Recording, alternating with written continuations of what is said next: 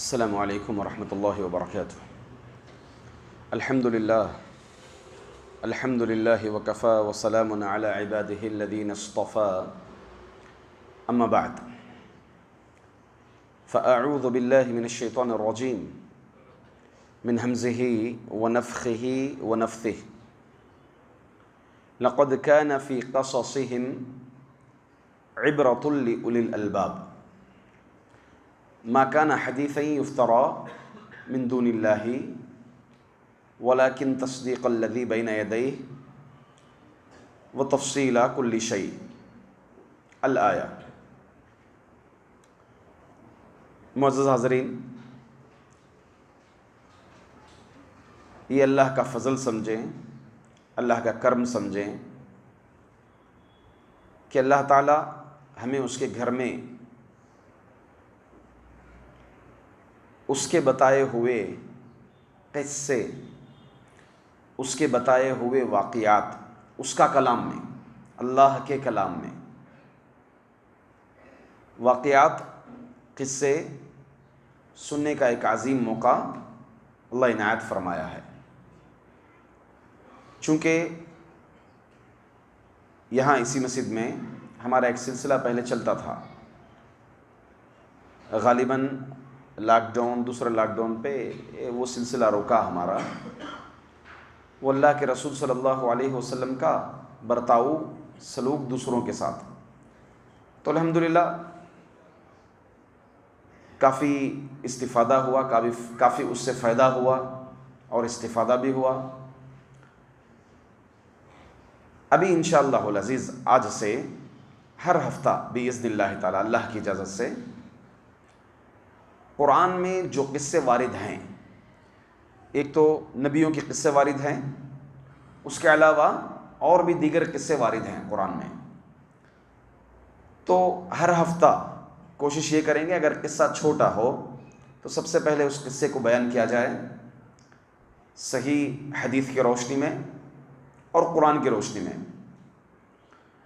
پھر اس قصے سے حاصل ہونے والی عبرتیں، کیونکہ قصے سے اصل چیز ہے عبرت کا حصول، اور اس سے کیا فائدہ ہے اور ہماری زندگیوں میں کیا چینجز لا سکتے ہیں ان واقعات سے، انشاءاللہ ان نتائج کو بھی ہم باذن اللہ جاننے کی کوشش کریں گے۔ تو قصص القرآن یا قصص القرآن، قصہ یہ بھی اردو میں بھی استعمال ہوتا ہے، کہتے ہیں کہ انہوں نے مجھے ایک قصہ سنایا۔ قرآن عربی زبان میں بھی قصہ کہتے ہیں، لغت میں واقعے کو، کہانی کو۔ اس میں شرط یہ ہے کہ قصہ جو عربی لغت میں کہتے ہیں اس میں جزئیات ہو اور تفصیلات ہو، اس قصے کے کئی جز ہو، اسی کو قصہ کہتے ہیں۔ کہانی اس میں جز نہیں ہوتے ہیں، قصے میں کیا ہوتے ہیں؟ جز، حصے، یعنی پیدائش یہاں تک ہوا معاملہ، پھر دوسرا جز جو ہے یہاں سے شروع ہوا، جوانی کا مرحلہ ایسے ہوا، پھر اسی طرح سے بڑھاپے کا معاملہ، اختتام یہاں پر پہنچا، نتیجہ یہاں پر پہنچا۔ تو جو اجزاء ہیں، جز، جس میں جز ہوتے ہیں وہی قصہ ہوتا ہے۔ اور اسی طرح تفصیل سے جو چیز وارد ہوتی ہے اسی کو عربی زبان میں کیا کہتے ہیں؟ قصہ کہتے ہیں۔ جمع اس کی ہے پلورل، قصص یا قصص۔ آپ سنے ہوں گے کتاب قصص النبیین، نبیوں کے قصے، اور اسی طرح قصص بھی قاف کے زیر کے ساتھ اور قاف کے فتحہ کے ساتھ، دونوں لغت میں اس کی جمع آتی ہے جس کے معنی ہیں قصے۔ اب قصص القرآن اگر کہیں گے تو وہ قصے جس کو اللہ تعالیٰ نے قرآن میں نازل فرمائے ہیں، تو ہمارے لیے کتنی بڑی نصیبی کی بات ہے، دیکھیے کہ ہم اللہ تعالیٰ نے جو قصے بیان کیے ہیں، اللہ نے جو کلام کیا ہے اپنی کتاب میں، ان قصوں کو سننے کا ہمیں موقع مل رہا ہے۔ اور یقیناً ہم اس سے سب سے پہلے چیز ان قصوں کو سب سے پہلے اپنی زندگی میں ہم خود عبرت حاصل کریں گے، ایک۔ دوسرا جو ہے انشاءاللہ العزیز، ہم یہ قصے، بچوں کو کہانیاں پسند ہیں، تو کیوں نہ ہم جھوٹی کہانی بولیں، بجائے اس کے کہتے ہیں کہ جنگل میں ایک شیر آیا، اس کو کھا لیا، بھیڑیا آئی وہ کھا لی۔ ہاں، کبھی کبھی جھوٹے قصے بولتے ہیں کہ ایسا ہو جائے گا، وہ ہو جائے گا، یہ ہو جائے گا۔ بجائے اس کے قرآنی قصوں کو ہم اگر بچوں کی زندگی میں ان کے ذہن میں ڈال دیں، چھوٹے چھوٹے پاک ذہن میں، جس میں کسی قسم کی غلاظت نہیں ہوتی، پاک ذہن، اگر یہ واقعات، قرآن کے واقعات اگر بچوں کے ذہن میں ڈال دیں تو واقعی ان کی زندگیوں میں بدلاؤ اور ایمانی قوت ان بچوں کے اندر ضرور بضرور آئے گی۔ انشاءاللہ ہم اسے کوشش یہی کریں گے باذن اللہ تعالی۔ چلیں، میں قصے انشاءاللہ العزیز اگلے ہفتے سے شروع کروں گا۔ سب سے پہلے قصے سننے کے اور قصوں کے فائدے کیا ہیں، خصوصاً قرآن کریم کے۔ تو انشاءاللہ العزیز آج کے درس میں قصوں کے فائدے کیا ہیں اور اللہ تعالیٰ قرآن میں قصے ذکر کر کے مطلوب کیا ہے اس قصے سے، ان قصوں سے اللہ کی مطلوب کیا ہے، حصول کیا ہے، نتیجہ کیا ہے، اللہ رب العزت قرآن کریم میں مقامات پر کئی جگہوں پر فرمائے ہیں۔ آج کے درس میں ہم اسی کو سنیں گے۔ اللہ فرماتے ہیں قرآن میں، نحن نقص علیک احسن القصص بما اوحینا الیک ھذا القرآن وَإِن كُنْتَ مِن قَبْلِهِ لَمِنَ الْغَافِلِينَ۔ اللہ محمد صلی اللہ علیہ وسلم سے کہہ رہے ہیں کہ ہم تم کو قصے سناتے ہیں اس قرآن کریم سے۔ کون سے قصے؟ بہترین قصے، کیونکہ جو قرآن میں قصے وارد ہیں وہی اتنے ہی قصے نہیں ہوتے، اور بھی کئی قصے ہوئے۔ اللہ نے احسن القصص بیان کیا ہمارے لیے، اللہ اکبر۔ اس امت کے لیے کتنا فائدہ ہے، ہمارے لیے کتنا فائدہ ہے، دیکھیے احسن القصص۔ قصوں میں بھی اب ایک پیڑھی جو آدم علیہ السلام سے لے کر کے محمد صلی اللہ علیہ وسلم تک کتنی پیڑھیاں گئیں، کتنے انبیاء آئے، تو اس میں جو احسن القصص ہیں اللہ نے وہ اپنے کلام میں ذکر فرمائے، اللہ اکبر۔ تو ہمارے لیے کتنی بڑی بات ہے کہ محمد ہم نے تمہیں احسن القصص بیان کیے، وحی کے ذریعے سے جو ہم نے تم پر وحی کی۔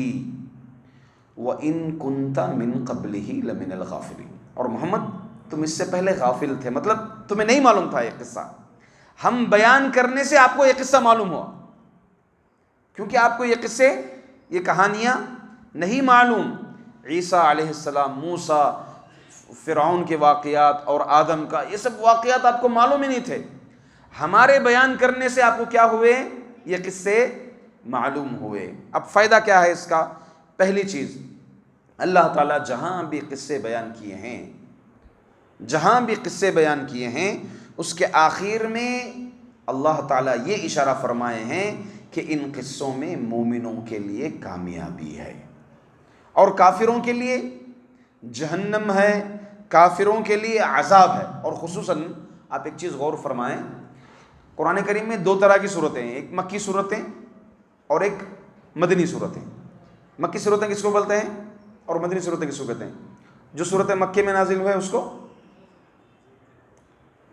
ہاں بہت اچھے، ہجرت سے پہلے جو بھی نازل ہوئے اس کو کیا کہتے ہیں؟ مکی صورتیں۔ ہجرت کے بعد جو بھی صورتیں نازل ہوئیں وہ مدنی، گرچہ وہ مکے میں نازل ہوئی، کیونکہ فتح مکہ ہجرت کے بعد ہوئی، فتح مکہ ہجرت کے بعد ہوئی۔ اللہ کے رسول صلی اللہ علیہ وسلم فتح مکہ کے وقت مکہ میں تھے اور اس وقت بھی آپ پر کئی آیتیں نازل ہوئی، مگر ان صورتوں کو بھی، ان آیتوں کو بھی ہم کیا کہیں گے؟ مدنی کہیں گے، کیونکہ یہ ہجرت کے بعد نازل ہوئی۔ تو عموماً مکی صورتوں میں آپ غور فرمائیں گے، پارے عام میں آپ دیکھیں سورۃ البروج کا واقعہ ہے، ہاں اصحاب البروج کا واقعہ ہے اور دیگر واقعات۔ خصوصاً اللہ تعالیٰ نے زور دیا ہے کیونکہ شروعات میں مومنوں کو کافی تکلیفیں، اذیتیں کفار کی طرف سے ہوں۔ جب اللہ نے 3 سال کے بعد محمد صلی اللہ علیہ وسلم کو اعلانیہ دعوت دینے کا حکم دیا تو کیا ہوا معاملہ؟ مسلمانوں کو تکلیفیں پہنچائے، اذیتیں پہنچائے، ہم نے سیرت رسول میں پڑھا ہے۔ تو اللہ تعالیٰ جو ہے پچھلے انبیاء کے اور پچھلے واقعات کو ذکر کر کے مومنوں کے لیے ایک طرح سے ہمت افزائی، مومنوں کے لیے اس میں عبرت اللہ رب العزت نے نازل فرمائی کہ مومنوں کے لیے آخرکار کیا ہے؟ نجات ہے، ان کے لیے ہی کامیابی ہے۔ شروعات میں آپ کو یہ تکلیفیں دیکھنی پڑیں گی، ایسے واقعات ہوئے ہیں صحابہ سے۔ مطلوب کون تھے؟ مخاطبین کون تھے؟ مسلمان تھے۔ قرآن کریم جب نازل ہو رہا تھا مسلمان مخاطبین تھے، تو مسلمان کون تھے؟ صحابہ اکرام تھے۔ تو اللہ تعالیٰ یہ واقعات نازل فرما کر کے آخر میں یہ بتائے کہ مومنوں کے لیے ہی کامیابی ہے، نجات مومنوں کے لیے ہی ہے، اور ناکامیابی عذاب کافروں کے لیے ہی ہے۔ وَكُلًّا نَقُصُّ عَلَيْكَ مِنْ أَنْبَاءِ الرُّسُلِ مَا نُثَبِّتُ بِهِ فُؤَادَكَ وَجَاءَكَ فِي هَذِهِ الْحَقُّ وَمَوْعِظَةٌ وَذِكْرَىٰ لِلْمُؤْمِنِينَ۔ اللہ تعالیٰ نے فرمایا کہ محمد، ہم نے جتنے بھی تم کو قصے سنائے، وَكُلًّا نَقُصُّ عَلَيْكَ مِنْ أَنْبَاءِ الرُّسُلِ، نبیوں کے واقعات ہم نے تم کو جتنے بھی سنائے، اس کا مقصد ایک کیا ہے؟ مَا نُثَبِّتُ بِهِ فُؤَادَكَ، تاکہ تثبیت، مضبوطی، استقلال آپ کو مل جائیں، مضبوط ٹھوس بن جائیں آپ۔ وَجَاءَكَ فِي هَذِهِ الْحَقِّ وَمَوْعِظَةٌ وَذِكْرَىٰ لِلْمُؤْمِنِينَ، اور تمہارے پاس پورے حق کے ساتھ یہ واقعہ آیا ہے، اللہ نازل فرمایا، اس میں کسی بھی طرح کا اختراع، گڑھنا اس میں نہیں ہوگا، اللہ نازل فرمائے ہیں۔ وَجَاءَكَ فِي هَذِهِ الْحَقِّ وَمَوْعِظَةٌ، نصیحت بھی ہے اس قصے میں، وَذِكْرَىٰ لِلْمُؤْمِنِينَ، اور مومنوں کے لیے بھی عبرت ہے، نصیحت ہے۔ تو دیکھیں اللہ کے رسول صلی اللہ علیہ وسلم پر کس طرح کے فکری یلغاریں آئی تھیں۔ جب آپ نے اعلانیہ دعوت شروع کی تو فکری یلغاریں، محمد صلی اللہ علیہ وسلم کو ذہنی طور پر ٹارچ کیے کافر۔ کیا ٹارچ کیے؟ ساحر ہے، مجنون ہے، شاعر ہے، یہ سب کہہ رہے تھے کافروں نے۔ تو یہ بہت ہی خطرناک، یہ فکری الغاروں میں خاص طور سے ذہنی ٹھیس پہنچانا۔ آدمی اگر کسی کام کو شروع کریں، اگر اس کو ذہنی ٹارچر کیا جائے تو فوری طور پر آدمی کمزور پڑ جاتا ہے، اور سب سے خطرناک وار ہے یہ ذہنی ٹارچر۔ دیکھیں آپ، کئی لوگوں کو ہم نے پایا ہے، کئی لوگوں کو دیکھا ہے، کچھ اچھا کام کرنے کے لیے یا پھر کوئی قدم اٹھاتے ہیں، اب فوری طور پر مخالفین تو ہوتے ہی ہیں، کیا کرتے ہیں؟ ذہنی ٹارچر شروع کرتے ہیں، اس کے پرسنل معاملے میں دخل اندازی، اس کے پرسنل معاملاتوں کو اٹھاتے ہیں، اپنی ذاتی دشمنی کمپلیٹ کرنے کے لیے، مکمل کرنے کے لیے۔ بیچارہ کیا کرتا ہے؟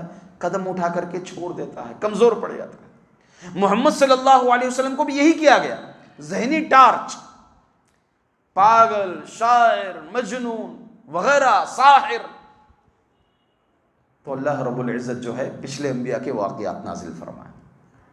یہ آپ کے ساتھ کوئی نیا معاملہ نہیں ہے۔ محمد صلی اللہ علیہ وسلم کو ایک طرح سے ہمت ملی، یہ آپ کے ساتھ کوئی نیا معاملہ نہیں ہے، یہ پرانا چلا آ رہا ہے، یہ اصول ہے، یہ چل رہا ہے، ایسے ہی معاملہ پورے نبیوں کے ساتھ ایسے ہی ہوا۔ تو محمد صلی اللہ علیہ وسلم کے لیے ایک تو تثبیت ہو گئی، ثابت قدمی ہو گئی محمد صلی اللہ علیہ وسلم کے لیے، اور اسی طرح عبرت حاصل کرنے والوں کے لیے عبرت ہے۔ اللہ تعالیٰ فرماتے ہیں لَقَدْ كَانَ فِي قَصَصِهِمْ عِبْرَةٌ لِأُولِي الْأَلْبَابِ مَا كَانَ حَدِيثًا يُفْتَرَىٰ وَلَكِنْ تَصْدِيقَ الَّذِي بَيْنَ يَدَيْهِ وَتَفْصِيلَ كُلِّ شَيْءٍ۔ فرماتے ہیں اللہ تعالیٰ قصہ بیان کر کے، لَقَدْ كَانَ فِي قَصَصِهِمْ، ان کے قصوں میں، نبیوں کے قصے میں، عِبْرَةٌ لِأُولِي الْأَلْبَابِ، عقل مندوں کے لیے عبرت ہے، نصیحت ہے۔ کس کے لیے؟ عقل مندوں کے لیے۔ عقل مند کون؟ جو واقعے کو واقعی سنے اور اپنی زندگی میں ڈھالے، یہ عقل مندی ہے۔ عقل مندی کیا ہے؟ واقعے کو سنیں اور اپنی زندگی میں پرکھیں، یہ عقل مندی ہے۔ تو اس کے لیے عبرت ہے، عبرۃ لأولی الالباب۔ ایک بات پھر اللہ آگے فرمائے ما کان حدیثا یفترا ولکن تصدیق الذی بین یدیہ۔ دیکھیے یہ قرآن کے قصے صحیح ہونے کی دلیل یہ بھی ہے، ما کان حدیثا یفترا، یہ جو باتیں ہیں، یہ جو قصے ہیں، گڑھی نہیں گئی ہیں یہ، بلکہ یہ چیزیں لوگوں میں عام تھیں۔ لوگوں کو معلوم تھا کہ یہاں قوم عاد کو عذاب پہنچا، قوم سمود کو یہاں عذاب پہنچا، اصحاب کہف کا واقعہ معلوم تھا، اور خصوصاً یہودیوں کو معلوم تھے واقعات۔ یہودی جان بوجھ کر کیا کرتے تھے؟ ان کو قبول کرنا تو نہیں ہوتا، اصحاب کہف کا واقعہ پوچھو، ان کو معلوم ہوئے گا.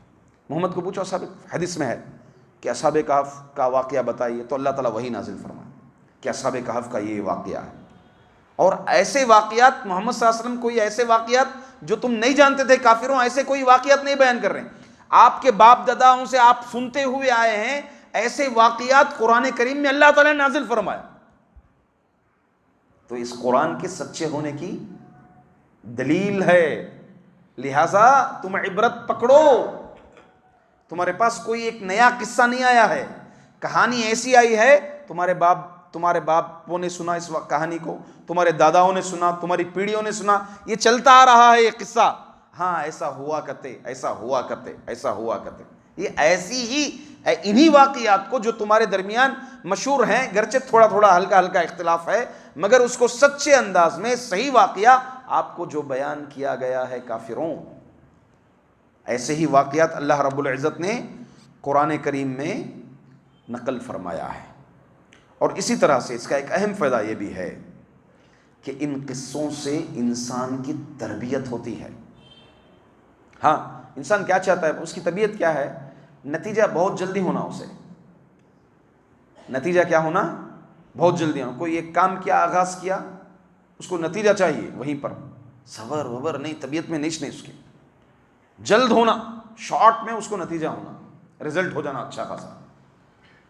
مگر یہ واقعات اگر ہم سنیں گے، ان واقعات کو اگر ہم پڑھیں گے، ہماری شخصی تربیت ہوتی ہے ان واقعات سے. کیونکہ یہ سلسلہ یوسف علیہ السلام کو پڑھیں، موٹی بات، بچپن میں اللہ اکبر کنویں میں، نتیجہ مل گیا فوری؟ نہیں ملا. بازار میں بیچے گئے، اللہ اکبر. جوانی میں آزمائش، پھر جو ہے قید خانے میں، نتیجہ کہاں ملا؟ آخر میں ملا. تو یہ مرحلہ آپ سے بھی گزرے گا، آپ کی تربیت ہوتی رہے گی، آپ کو نتیجہ فوری نہیں ملے گا. آپ کے ساتھ بھی ایسا معاملہ اگر ہو تو انتظار کرو، اور دوسری چیز اس سے صبر کرو. فوری طور پر ہنگامے کی بات مت کرو. ایسی چیز پہلے گزری ہے اور یہ طویل جائے گا معاملہ، اس میں آپ کا کام ہے صبر. آپ کے لیے تو نجات ہے، اللہ تعالیٰ کا یہ وعدہ ہے، اس میں کوئی دو رائے نہیں ہے. اور ایک سب سے اہم بات، یہ قصوں کا ایک فائدہ یہ بھی ہے کہ نبیوں سے محبت ہوتی ہے. نبیوں سے ہمارے دلوں میں کیا ہوتی ہے؟ محبت پیدا ہوتی ہے. اللہ کے رسول صلی اللہ علیہ وسلم نے فرمایا المرء مع من احب، کہ انسان قیامت کے دن اس کے ساتھ ہوگا جس سے وہ محبت کرتا ہے. اللہ اکبر. تو سب سے اونچے درجے میں کون ہوں گے؟ انبیاء، صدیقین، شہداء ہوں گے. اللہ اکبر. تو ہمارے دلوں میں نبیوں کے تعلق سے، عیسیٰ علیہ السلام کے تعلق سے، موسیٰ علیہ السلام کے تعلق سے، انبیاء، دیگر تمام انبیاء کے تعلق سے دلوں میں محبت پیدا ہوئے گی. محبت پیدا ہوگی تو کل قیامت کے دن اللہ تبارک و تعالی ہمارا حشر ان کے ساتھ فرمائے گا. اسی طرح ایک آخری فائدہ بتا کر انشاءاللہ میں اپنے درس کو ختم کر دوں گا. ایک اہم فائدہ بلکہ یہ کہ اللہ تعالی واقعات اس لیے نازل فرمائے تاکہ ہم محمد صلی اللہ علیہ وسلم اور ان کی امت دوسرے نبیوں کے لیے گواہ ہوں. دوسرے نبیوں کے لیے، یہ ہماری اسپیشلٹی ہے، یہ ہماری خصوصیات میں سے اس امت کے کئی خصوصیتیں ہیں. اس امت کے خصوصیات میں سے ایک خصوصیت یہ ہے کہ ہم کل انبیاء کے ساتھ گواہی دیں گے، حجت قائم کریں گے. اللہ تبارک و تعالیٰ قرآن میں فرمائے وَكَذَلِكَ جَعَلْنَاكُمْ أُمَّةً وَسَطًا، ہم نے تم کو امت وسط بنائی. اللہ تعالیٰ ہم سے خطاب فرما رہے ہیں لِتَكُونُوا شُهَدَاءَ عَلَى النَّاسِ، تاکہ تم لوگوں پر گواہ رہے. اب اس کے تعلق سے حدیث ملتی ہے ہم کو، حدیث آپ سنیں گے تو یہ بات سمجھ میں آ جائے گی. ابو سعید خدری رضی اللہ عنہ راوی ہیں اس حدیث کے کہ کل قیامت کے دن اللہ تعالیٰ نوح علیہ السلام کو بلائے گا. نوح آؤ ادھر. حدیث کے الفاظ ہیں لبیک وسعدیک، اے اللہ میں حاضر ہو گیا. فیقول، نوح علیہ السلام سے اللہ کہے گا حل بلغتا، کیا تجھے میں وحی نازل کی تھی، امانت دی تھی، وہ بات اپنی قوم کو پہنچا دیا؟ نوح علیہ السلام کہیں گے فیقول نعم، ہاں اللہ میں نے پہنچا دیا. فَيُقَالُ لِأُمَّتِهِ، پھر اللہ تعالیٰ نوح علیہ السلام کی قوم کو پوچھیں گے، ان کی امت کو پوچھیں گے. کیا پوچھیں گے؟ کہ کیا نوح نے تمہیں نہیں پہنچایا بات کہ اللہ ایک ہے، اس کی توحید، اسی کی وحدانیت بجا لاؤ، شرک سے بچو، پہنچائے نہیں؟ فَيَقُولُونَ مَا أَتَانَا مِن نَذِيرٍ، نہیں کوئی نذیر ڈرانے والا آیا ہی نہیں. پھر فَيَقُولُ مَن يَشْهَدُ لَكَ، اللہ تعالیٰ پوچھے گا کہ کون تیرے لیے گواہی دے گا، تیری اس بات پر گواہ کون رہے گا؟ تو نوح علیہ السلام کہیں گے فَيَقُولُ مُحَمَّدٌ وَأُمَّتُهُ، اللہ اکبر، محمد اور اس کی امت گواہ ہوگی. محمد صلی اللہ علیہ وسلم اور اس کی امت گواہ ہوگی. فَيَشْهَدُونَ أَنَّهُ قَدْ بَلَّغَ، اور امت گواہی دے گی کہ اللہ نوح علیہ السلام نے اپنی قوم کو بات پہنچا دی. اللہ اکبر. تو یہ ہماری اسپیشلٹی ہے، ہماری خصوصیات میں سے ایک خصوصیت یہ ہے کہ ہم نبیوں کے تعلق سے گواہی دیں گے کل قیامت کے دن. کیونکہ قصوں کو کس نے سنا ہے؟ ہم نے سنا ہے قصوں کو. اللہ تعالیٰ نے اپنے کلام میں قصوں کو نازل فرمایا کہ نوح آئے تھے، قوم نے نہیں سنا، کانوں میں انگلیاں ڈال کر بھاگ رہے تھے. یہاں پر قوم سمود کے پاس نبی آئے تھے، قوم عاد کے پاس نبی آئے تھے، یہ سب لوگ انکار کیے. ہم لوگ گواہی دیں گے کل قیامت کے دن. اللہ تعالیٰ ہم تماموں کو ان میں سے شمار فرمائے. اللہم اجعلنا منہم. اللہ تعالیٰ سے دعا ہے کہ اللہ رب العزت ہم تماموں کو قرآن کریم کے قصے سننے کی، کہنے کی اور اسے محفوظ کرنے کی توفیق عطا فرمائے، اور اس سے حاصل ہونے والی عبرتیں، نصیحتیں اللہ تعالیٰ ہمیں پکڑنے کی توفیق عطا فرمائے. آمین. وآخر دعوانا الحمدللہ رب العالمین. سبحانک اللہم و بحمدک، اشہد ان لا الہ الا انت، استغفرک و اتوب الیک.